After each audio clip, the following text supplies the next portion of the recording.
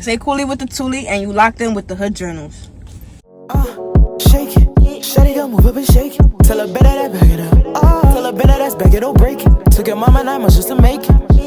Shawty don't break it. Yeah, shawty gon' shake it. Welcome to the Hood Journal. I'm here with A.Coolie with the Toolie. Yes sir, yes sir. A.Coolie. I just started off my interviews by giving my guests their flowers of appreciation. Thank you so much for locking in with me. Thank you so much for your talent, your great energy. Seem like a really dope, solid individual. Really great woman. I appreciate that. Shout out to your manager Chris, who's in the background right now, for helping set this up. Yes, for Chris. Yes, thank you for having us. I'm so excited. I'm a little nervous, but very excited. Yes, man. I'm ready to get this conversation started. So, Coolie, first question I gotta ask. You mind telling me where you're from? I'm from Harlem. Yes, sir. Yes, sir. We didn't know that, but I was born elsewhere. I ain't gonna tell y'all where, because y'all gonna be on my, my but I'm from Harlem. Can you tell us what part? I don't even know what I would call this. Like, I don't know. I want to call it like the gentrified part of Harlem. That's what I will say. Like, it's not like the too ghetto part, but okay, it's cool. Say that. Coolie, first question I gotta get into. Talk to me about your upbringing. Talk to me about what it was like growing up in Harlem. Friends and family you grew up with, things like that. Upbringing. Wow. I have 4 brothers in total, but I live with 2 of them. Okay. I'm the only girl. I'm the middle child. Well, in my house. I'm not gonna say I was spoiled, because I definitely was not. But I had this thing where my brothers would say I was the favorite because I'm the only girl and shit like that. Right. So you could imagine I was, always on the good side of my parents. I did really well in school, like honor roll good.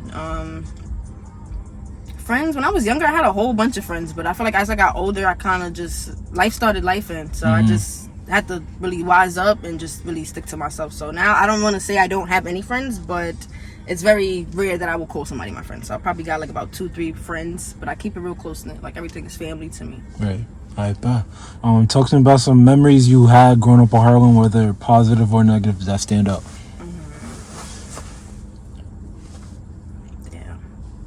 The negative memories is mad federal, so I can't say nothing. Whatever you can share on camera. Yeah, right.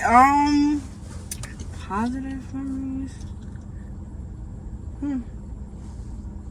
I have no, like, I can explain like more negative things that I've been through. Okay. Like regular shit like everybody has in their hood, like gangbangers and drug dealers and all types of like just ghetto nonsense. You feel me? But I don't pay no mind to it. But like positives. I don't know. Like, it's not much positivity over here, and that's why I want to really make it, because I want that to be different. Like, right. Like that. Say that. Let's get into the music. Who are some artists that you listened to growing up, and who's some artists that inspired you? That's a good one. I'm real old school, like very 90s. Like, I grew up listening to like TLC, Anita Baker, Aretha Franklin, I'll Be Sure, SWV. I liked a lot of women groups. I just always wanted to be like somebody powerful, like the ladies that I was listening to. I listen to pop too, like a lot of white shit they would call it. But I love pop music. Like, I like Katy Perry, and like I listen to all types of shit like that. Now I still listen to my old shit. It's very rare that I listen to a lot of new stuff, because like drill music is a lot going on with that scene, and but I do like some drill songs, you feel me? But now I listen to a lot of people that I know personally that make music. Like, it's not myself, it's definitely my brother, him, other upcoming artists, like there's somebody else, Lassie, you feel me? Like shit like that, like just people that I know that I want to make it. So yes sir, shout out to him, alum of the platform. Yes. I seen that I know you got your music highlights on your Instagram page. I see you going from Slick Rick to LL Cool J to Drake. You really got a melting pot of music. Yes. Talk to him about, why do you feel like it's important, or why do you feel like the need to listen to so many different genres and so many different eras of music? Music has changed so much over years. Like, the stuff that my parents was listening to now, like versus now, is ridiculous. And like, I just feel like it's really good to be musically educated, because it's like, I've always loved music since a kid, but like to love music, like you have to really understand it. And I feel like you definitely need to know, like, especially, I know a lot of people that listen to just drill music. You know how annoying it is to have arguments on music with niggas that just listen to drill music? Like, we can't talk about nothing because all you talking about is the drill artist. But like, if you know some some LL Cool J or some Slick Rick, like now we can really talk about shit. You know what I'm saying? Right. So I feel like you definitely got to stay musically educated, and you just got to know things. You feel me? Because like I know a lot of things that aren't just the music. Like I know like per se like LL Cool J was the first artist to be signed to Def Jam. Like you got to not only know the artist and their music, but you got to know like a little bit of their background too. Because like if you aspire to be an artist, you gotta have that story too. So, Right. Just like research and shit. Well said. Let's talk about the music in terms of like, when did you feel like it was your time to get in the studio and become an artist yourself?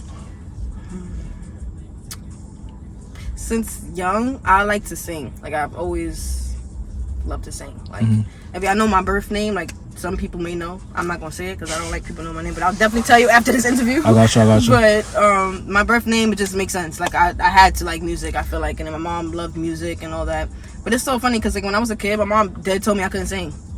And my mom dead ass cannot sing. Like was she playing or was she being dead ass? She was mad dead serious. Oh, nah. Like, damn, ma. Yeah, mom did bad. But when she can see me now, you know what I'm saying? Like, but my mom definitely told me I couldn't sing, so that like discouraged me a little bit. But like in a way, I was like, she's bugging. She don't know what she's talking about. Like I can sing. Like so. I always kept that in the back of my head, and I remember like I was singing for the friends that I did have as a kid, and they would be like, "Yo, you dead can sing. Like, why you don't do nothing?" I just felt like, Then it was a point in time, like I feel like as you grow up, you always have these things that you want to do. Like it was a point in time I wanted to be a teacher, I wanted to be a lawyer, and then once I started getting older, like probably like my high school years, I wanted to be like a backup dancer. Like I wanted to like dance for like Chris Brown and shit like that. Like I really was set on being a dancer, and then I always was sing, mind you, but I never cared to do anything with it. Like never thought to rap, never thought I would be good at it. And then I remember my little brother, he told me that he'd been writing music and recording music, so I'm like, fuck, okay, like let me see what he's talking about. Like then I heard his song, he had a song on Apple Music, and I felt like that shit was lit. Like it was really inspiring. I was like, if he could do this shit, I could do it too. So eventually, like we started setting up studio in the crib and just fucking around, like, and then something just made me drawn to it. So I felt like, you know, like probably like 2-3 years ago is when I really decided to like, all right, let me start writing seriously and really practice and just give it a try. Like you never would know unless you try that shit. So with your brother also tapping into the music, did you see the love for music that you had? Did you see that in him growing up?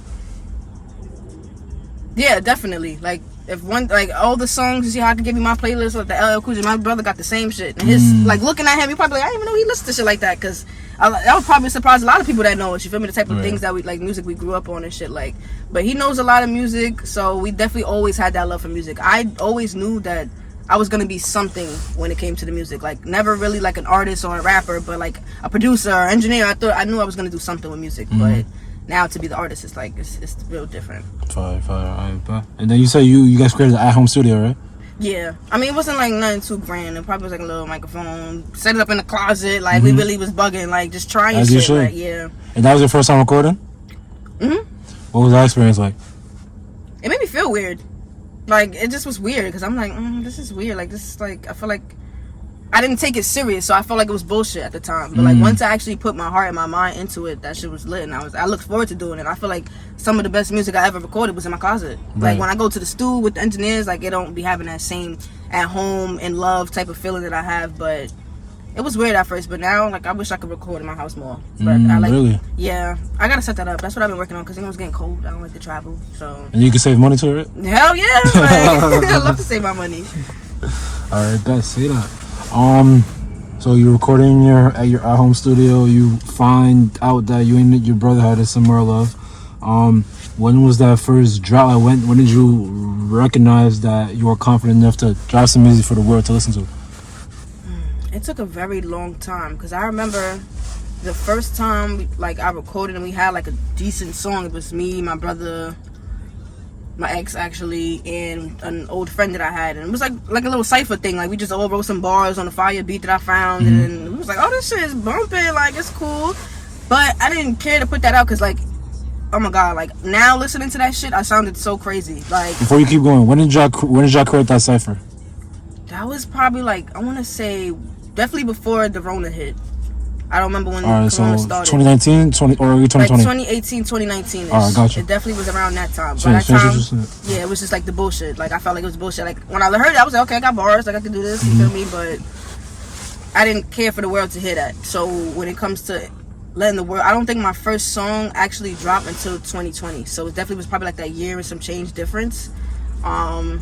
I don't remember. I just feel like everybody's doing this shit. Like, now or never. It's either I'm gonna try it and it's gonna go good or it's gonna go whack. Like, Right. and I remember finding the beat. I wrote to it. I gave it, sent the beat to my brother. He wrote to it and we set it together. We was like, oh, this shit's fire. We're gonna take this to the studio. And that's exactly what we did. Right. And then I feel like it did pretty well. Say that. We're gonna get into that. You said that you created that cipher in 2018 and then you felt confident enough to drop your first track in 2020 after seeing everybody else's success. But what did you learn about yourself during that time period? I'm impatient. Like, I want results like right now. Like, I drop a song right now. In 5 minutes, I need a star next to it. And I need a blue check. I need niggas trying to sign me. But realistically, like, I had to tell myself, like, it's not gonna, like, everybody has a story. Like, people been doing this shit for years. Like, even if I don't blow up today, this year, 5 years, like, I love this shit so much, I'm gonna keep doing it. So, yeah. Say that. My take on that. Say that. What was the name of the first song you were able to drop? Doing Too Much. Doing Too Much? Alright, cool. That's the most listened to song. You and Dre on that track. Before I ask about that song, talk to me about your relationship, because I know out of all the songs you have out now, correct me if I'm wrong, feature Dre, or Dre's a part of it. Mm-hmm. Talk to me about your relationship. That's my blood brother. We're 2 years apart. I'm the older one. Yeah, people be thinking he's older than me. Like, what? Come on. But I'm definitely older. Is it because he's older than you? Yes, that's exactly why. But yeah, we're very close. You know, like, as kids, you have regular sibling relationships. Like, you know, we used to fight and all that. But at the end of the day, we always would be in front of the TV laughing and joking about it every night like weirdos. But as we grew up, like, life started lifing, so we kind of had to lock in and really rely on each other much more. So I feel like we have a really solid foundation. You know, we still have, like, disagreements. We're still humans. We're still siblings at the end of the day. But we don't fight. We don't beat each other up and do all that crazy shit. Like, we lock in. We be real productive together. We have a lot of fun. But, like, when it comes to productivity and really locking in and doing shit, like, I can do that with my brother. So I appreciate that. I appreciate that too, because, like, Chris mentioned before we started recording about, like, my brother being on TikTok and the success he's been able to achieve, and a lot of songs we try to work together to try to put each other on, or, like, people to try to interview and just work together to create content. So seeing, like, another pair of siblings do that is really refreshing, because there's a lot of niggas that hate their siblings, feel me? So yeah, I don't like that. Like, I hate that for them, because, like, I feel like at the end of the day you gotta have your siblings. So in terms of, like, me putting, like, Dre on all our songs, like, me personally, like, I never felt like I had the confidence to do this shit by myself. Like, I always felt like I kind of had to rely on him in a way. Like, yeah, we gonna be like the next Migos or some shit. That was my favorite thing to say. Like, and then he'd be like, bro, like, we don't have to be a duo. Like, you can do your own thing and I can do my own thing. And I was like, no. But now, like, we actually on the same page with that. So I want to do my own thing. He wants to do his own thing. But we always still, if I need a male verse on a song, I'm going to send it to Dre before I send it to anybody else. And if he don't see himself on it, or management feel like, nah, you could have a different voice on this and it'll go elsewhere. You feel me? But, like, yeah, I love to work with Dre. Say that. Shout out Dre. Yes. What do you remember most about making this song, Doing Too Much? I remember not fucking with my verse. Like, I remember not fucking with my verse, and my brother like, nah, you wildin', this shit fire. And I'm like, even recording that shit, I'm just do, like, then the engineer I was working with at the time, like, he would always have mad niggas in the studio. So all niggas was like, I don't know if because it's a female behind the mic or whatever. Did you know any of the niggas? No. That's crazy, having a bunch of strangers in the studio. Oh my god, I hate it. Like, I'm getting more used to it, because, like, as an artist, you have to be around strangers a lot of the times. Damn. And I'm very shy, like, despite people would, or whatever people may think. But I just remember a bunch of people fucking with it, and I was like, oh shit, like. And yeah, I remember, like, I don't really record my music, like, sober. Like, we be, like, drinking, because I feel like that's how I can be more A.Coolie. You know, when I'm sober, I'm more so birth name, yeah. Right. But he definitely was drinking, just vibing. Other people, we did have some friends there, so that was cool. But yeah, people just was fucking with it. I just remember I didn't fuck with it. Like, it grew on me probably like a year after the song went crazy. I'm like, okay, like, maybe this is cool. Say that.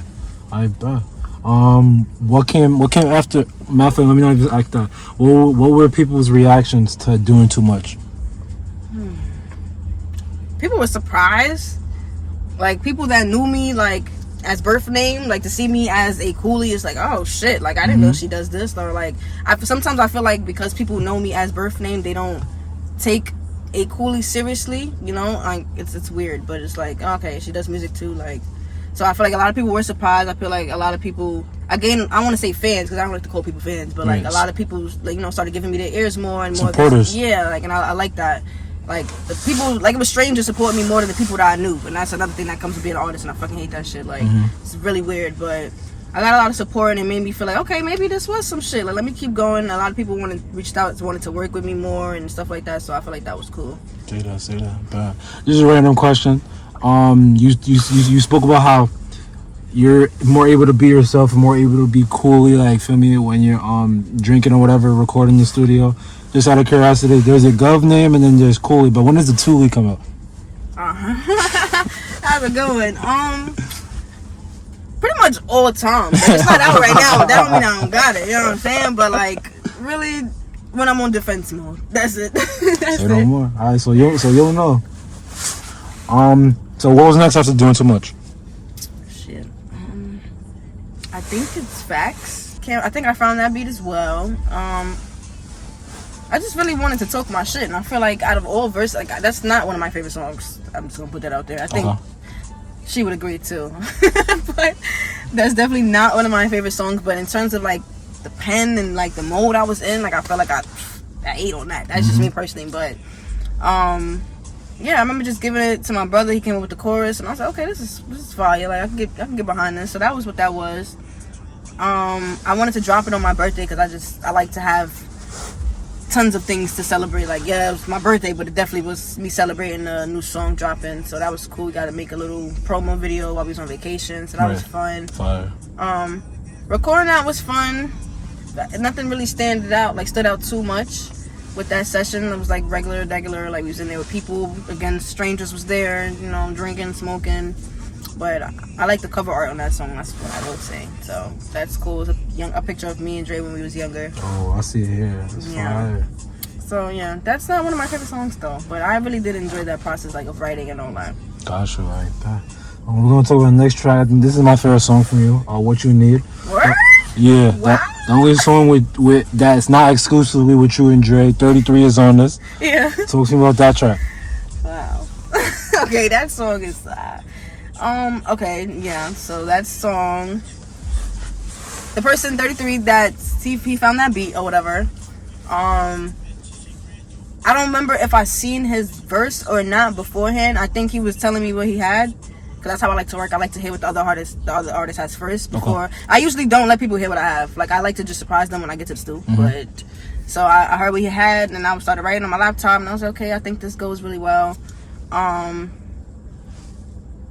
Yeah, when I recorded that, it was more strangers again in the studio. Oh like, God. It's always strangers there, but hearing me sing, they was like, oh shit, because I feel like I was actually singing. I don't feel like I sang as much as I could. Like I don't feel like that song did my vocals like justice. Okay. Probably because of how I write. Like I don't write to a point where like I'm busting out, you know, straight Mary J. Blige notes and shit like that. You know what I'm saying? So, but I enjoyed, like, that was more of a personal place that I was coming from. I feel like the other artists, 33, can also say the same, but I just feel like everybody was going through something else on the song, and I feel like it worked out great. Dre is in that song, but he didn't have a verse.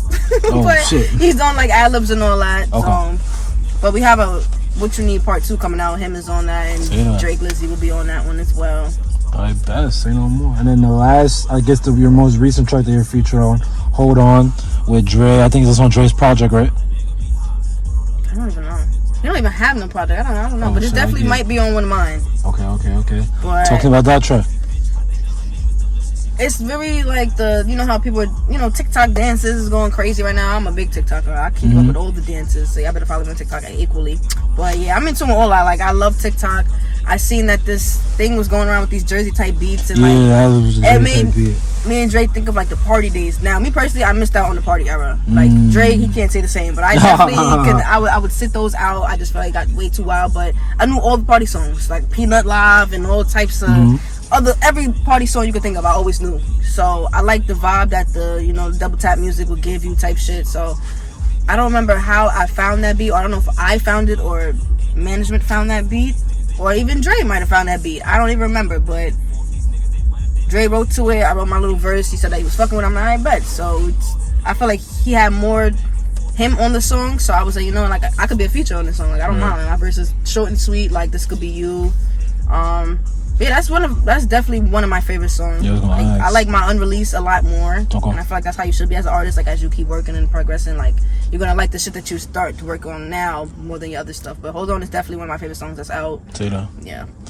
Next question I was going to get into was what was next, but you mentioned that you like your unreleased songs. I seen at your Instagram that you posted, I guess, a snippet of a song that you hope to drop next month, your first solo track. Can you tell the people a little bit about that?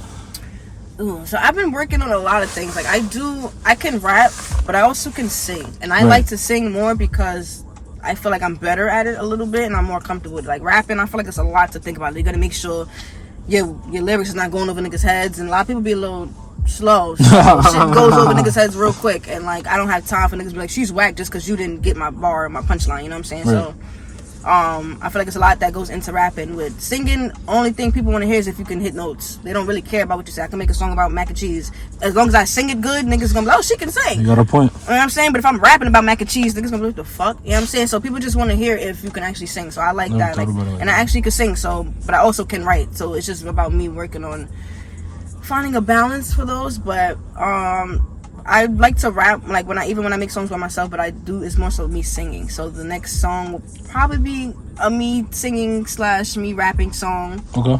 But I have a lot to choose from because I have been working a lot more on my solo songs as well as Dre, because we're trying to, separate the two. But yeah, I don't know what direction I'm taking it yet, but there's definitely one coming next month. So say that. I bet.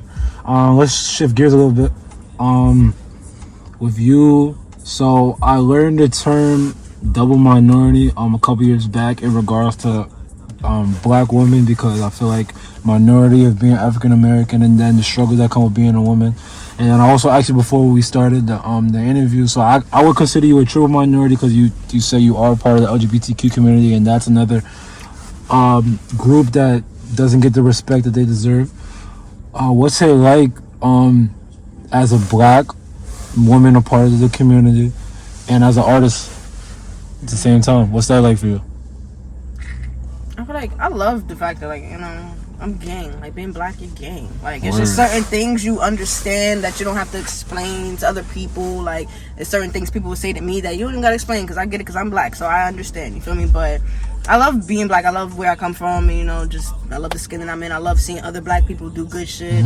I feel like definitely black people are like, I feel like we definitely treated a little bit differently, for sure. Like, it's always been like that, which is unfortunate, but we don't. I feel like we're given the same opportunities as other races and skin colors and shit like that.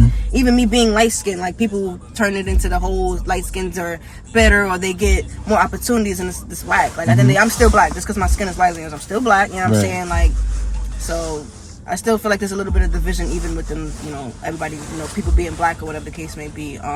Being a woman in this business is definitely hard because, like, especially when it comes to working with men, like, a lot of guys are weird. Like, sorry to say, but, like, niggas do be weird, and it's like people be having all types of hidden agendas, and it's like, me, I just want to work, bro. Like, I don't care to be on no other shit with you, but a lot of people, if you're not on no other shit with them, they don't want to give you the opportunity. It's happened to me, you feel me, and I would hate for that to happen to other young black women or any woman, period, honestly, who's trying to just make it and be successful, you feel me? So I feel like you gotta be on go when it comes to being a young black, upcoming artist. Like, you have to be on go, and I feel like that gets tiring after a while. Like, I just be wanting to make music and be happy, but it's like, I gotta look over my shoulder, I gotta make sure I'm doing business with the right people, and it's like, I might want to work with somebody, but once I run it past management, she might be like, I don't think this is a good vibe for you, I don't feel like and sometimes you gotta listen. Right. What advice do you have for that young black woman that was in your shoes at age 7 singing, wanting a music career? What advice do you have for that young black woman that wants to get into the industry? You're gonna have haters. You're gonna have a lot of haters. You're gonna have a lot of people that don't support you and really claim that they do, but actions speak louder than words. Like, keep going. Like, that's the only thing I can say. I wish somebody would have told me that, even despite my mom telling me I couldn't sing, because that shit discouraged me. You feel me? It's always gonna be somebody that doesn't believe in what you believe in, and if you really believe in that shit enough, you're gonna keep going no matter what. So I feel like just keep going, and you're gonna get somewhere. Like, I haven't been doing this too long. I feel like definitely I can go way farther, but from where I first started, I've made so much progress. It's all about progress and seeing your growth. Like, you're still living life. You are an artist, but you still have to live life, and this is all a part of your journey and your story. So just live life and keep going. Well said. Question: how in tune are you with the drill scene right now? Like, would you say you're really in tune, not so much? No. It's ghetto. I'm sorry. I got you. I just want to make sure. I ain't gonna say what songs I like because people wildin'. Right. There's certain songs I can hear and I be like, okay, I can get sturdy to this. I can dance to this. My little brother loves drill music though. Like he's the person to ask about that. But I be hearing all like the name dropping and the dissing the dead people, and I can't get behind that shit. Like I can't. Like say that. So I'm gonna ask this question to see if I get an answer. You don't have to have the answer to it or not. I just been asking this question to all my guests. And I could say it applies to you. It doesn't really. I know that this neighborhood 10 blocks away, they call it Sugar Hill. You know, it's buzzing right now. But the question I do want to ask is, what was your reaction or no reaction when you learned that Edot baby passed away?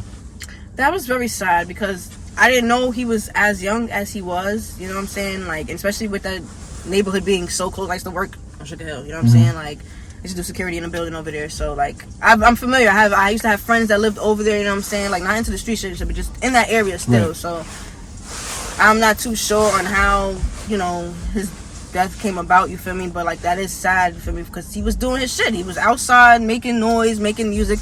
He actually is one of the artists I did like. You know what I'm saying? So it's just unfortunate. I was familiar with people that actually did know him, so it's like damn. Like I know. Pray for them, and I just hope that healing process for his family and people that was close to him, people that love him, people that still just think about him, and I just hope that goes well for them. Like it gets better. Yes, well said. And then with that being said, I asked this question to all my guests to get a scoop of how they feeling. But A.Coolie, how's your mental health? It's gotten better.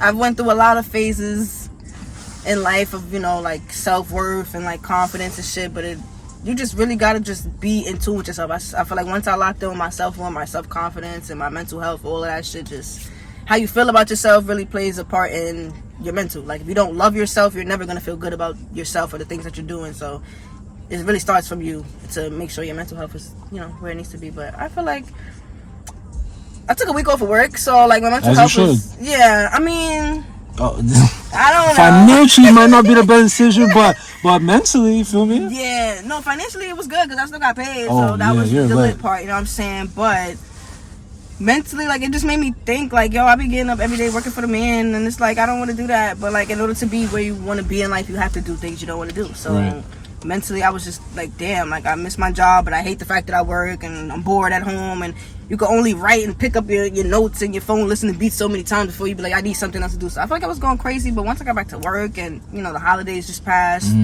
I feel like I'm definitely feeling way better mentally now. Say that. Bet. Let's get into the quick hitters. A couple of life fun questions I want to ask you to get the human side of you. First question I gotta ask you before we start recording. A.Coolie, what are your smoking pet peeves? If a person does it around you, they can't smoke with you no more. First of all, if you don't roll with enough grabber, you're not.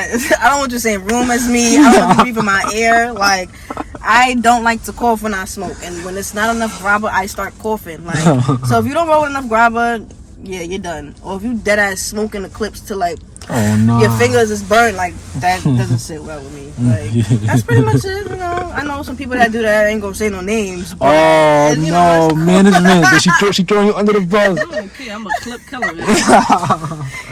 But yeah, that's craziness. Like that's pretty much it. I better say that. A.Coolie, what's the toughest bar you ever wrote or freestyled? True, I can't freestyle for shit. So I can't. I want to eventually try that. Toughest bar I wrote? Damn, I don't know, because I feel like my shit is lit. So, but I don't know how, like, what other people would say. Can I give a favorite bar? Yeah. I ain't gonna lie, if I'm doing too much, the pretty bitch get them up and stuck. Little baby wanna touch my you know what. Oh my god, I love that shit. I like seeing like all my guy friends used to dance to that part, and it's so crazy because it's a female rapping, so you would never think niggas is out here getting sturdy and doing their little dances to that. So that's probably my favorite bar that I got. I bet. Say no more. Let's go. I feel like you're the perfect person to ask this because along with your music highlights on your IG, you have the food porn. So if you could have one fast food for the rest of your life, or I guess for you, one restaurant for the rest of your life, you could only eat that for the rest of your life, what would it be? Del Frisco's. Del Frisco's, oh man. Is craziness. Oh my god, it's very expensive, but it's so good. I heard. It's so good. Alright, so if we going out to eat with A.Coolie at Del Frisco, what's the order? What's the go-to? I need a steak. I don't know. What's the name of the steak? New York strip steak. New York strip steak. Oh my god, I need that with some mashed potatoes and asparagus, and I need a drink, the Henny Dragon. But damn, they didn't have that last time I went. So whatever drink they got, because I'm definitely gonna have me a drink. Okay. But I need that there. But yeah, sometimes only once I went and got 2 sides of mashed potatoes. I got that from management because she be bugging. But, yeah, definitely need the steak with the mashed potatoes and asparagus. All right, so the $1 million question, A.Coolie, you gotta have the answer to this. How do you like your steak cooked? Well done. Yeah, you're a well done ass. I don't eat people. Are you crazy? You know, yo, but listen. niggas So I tap into the YouTube chefs and they be telling me like the medium rare go crazy. Feel me, like, cause well done is chewy. Like you're not jacking the medium rare. You're not jacking the little. It'd be like pink still, right? I feel like you want me chewing that shit like this. I don't like that. They said it cut like butter. Like I feel like I can taste the animal. oh when it's my not god, cooked. You know come what I'm saying? on, Like, management, you gonna defend me? Hell no. Oh my god, you doing the well Because I done. went to school for culinary arts, so yeah, medium rare is the ideal cook. You feel me? But it's, a good chef is gonna know how to cook it at any temperature. Right. So it's gonna always be tender and juicy if a chef is cooking it right at the end of the day. Like if you go to Del Frisco's and still get a well done steak, you like, and this shit still yes, exactly. This shit got flavor. Like you sitting here packing that shit to go, you able to pour out your The plate and be juice. like, yep, that's how it feel. As long as you cook that shit right, that's what matters. That's Say no with more. anything, honestly. Like I don't want nothing pink. because I'm even sorry. with chicken, like realistically, pink chicken is still passable. And what's up? Oh, really? In the culinary art, it's only supposed to be 160 degrees, and at 160 degrees, that chicken is still pink. I didn't know that. So now imagine you was eating all your chicken like that. That don't sit well with you. Like you want your chicken to be white, or you want to see that dark meat. You want that shit to be fully cooked. Right. So it's like it's really just depends on who's the cook and how they cook it. Say no more. Say no more. Appreciate that. Jeez, I hear back. So A.Coolie, if you could have dinner with any 5 people, dead or alive, who would they be and why?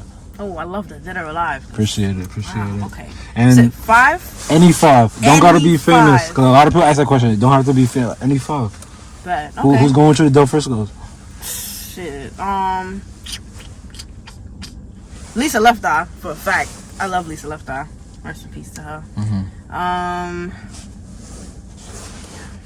Michael Jackson, are you crazy? Like, oh my god, Michael Jackson gotta be there. I love Michael Jackson. He got That's the a same good birthday as one. my brother too, so that's fire. Alright, bye. Okay, let me see. Nowadays, who do I like nowadays? I love me some Coily Ray. Oh my god, Coily Ray definitely got to be at that table. That's fire. Okay. I got 2 more, right? This is mad random, but Omar Epps. Oh, okay. Omar Epps gotta be there. He's the actor, right? Yeah. He's in Raising Kanan now, and he was in Juice back in the day when he was. I love him. He's a good actor. Yeah, he's amazing. One more person. Let me see. I'm gonna throw somebody that's not really famous in there. I'm gonna say my son, him gotta be there. Oh yeah, we gotta have him. That's a crazy ass table. I ain't gonna lie. That's a vibe. So we got Left Eye, Michael Jackson, Omar Epps, him, And Coolie Ray. and Coily Ray. All right, bet. Say no more. Those are 5 different personalities. Yeah. I'm jacking. Okay. Okay, I'm very satisfied with that answer. Facts. Say no more. A.Coolie. At the time of this recording, we're in late November. What was your biggest lesson from 2022? Damn. Really keep going. No matter who supports you, no matter what's going on in your personal life, no matter, how you feel about certain shit, like you just really gotta keep going. There's gonna be a lot of obstacles. You feel me? I feel like I definitely was faced with so many obstacles this year, but a lot of good things also came out of this year. I was able to do more performances, and I've never performed before, so just keep going and just count your blessings and you keep working to do the right shit, then you're gonna end up where you need to be. So that's my big takeaway from 2022. We got 3 more questions left. Let's go. Okay. What's your ultimate goals with the music? What do you hope to accomplish, and what kind of legacy do you want to leave behind? Wow. Repeat the first one, because that was a lot. I got you. Let's go. What's your ultimate goals with music? I just want to keep having fun with it.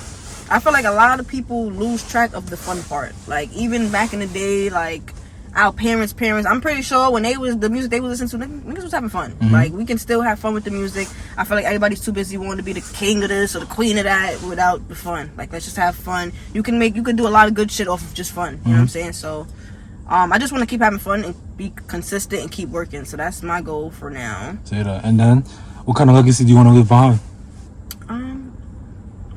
I just want people that have encountered me, like whether they encountered Birth Name or A.Coolie, to just think of me, to remember me as a good person, a person that was very dedicated to my craft, the person that loved music, a very supportive person, because I definitely am that. Then I just want to be one of the greatest. I want to tackle so many different things. Like eventually I want to get into, you know, acting and modeling and all types. I used to do photography, so I want to get back into that. Like, I just want to just be a GOAT.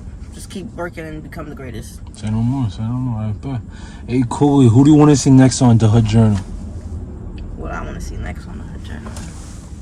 Besides Drake, Glizzy, of course. Yes. Him again. Yes, sir. Like, we need a part two. Yeah. We need him for sure. And Lassie, the new artist I've been listening to. I mean, I don't want to call him a new artist, but I just got put onto him through management, and shit is fire. So I feel like his personality is good too. So I feel like that definitely would be fire. Lassie, you said? Mm-hmm. All right. So Lassie, him, Drake, Glizzy, we gotta lock in. Yes, we do. Definitely. Say no more. I bet. Coolie, that marks the end of the interview, but this is the talking shit segment. Anybody want to shout out anything you want to get off your chest? Tell the people what they want to hear. Oh, wow.